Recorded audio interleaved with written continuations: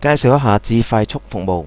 咁智快速服務呢，分兩個階段推行嘅。第一階段呢，有兩個，就利用智能手機嘅應用程式呢，亦都利用智能手機 GPS 嘅實時定位，提供兩項服務。第一就係點對點同一城市嘅智快速物流速遞。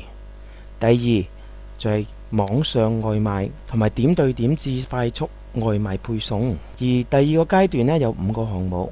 第一個項目呢，就係新研手機嘅應用程式，附加網上購買蔬菜、生果、餸菜等食材。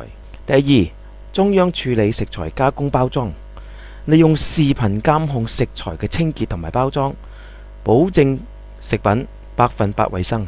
第三，有效推廣有機耕種嘅蔬菜、生果，利用視頻監控確保蔬菜、生果嘅貨源100%真正由本地有機耕種。第四，配合實體店鋪嘅售賣，加埋智快速配送服務，確保網購至送貨在數小時內完成。第五，車隊送貨到店鋪，回程時運載回收廚餘到有機農場或環保回收中心。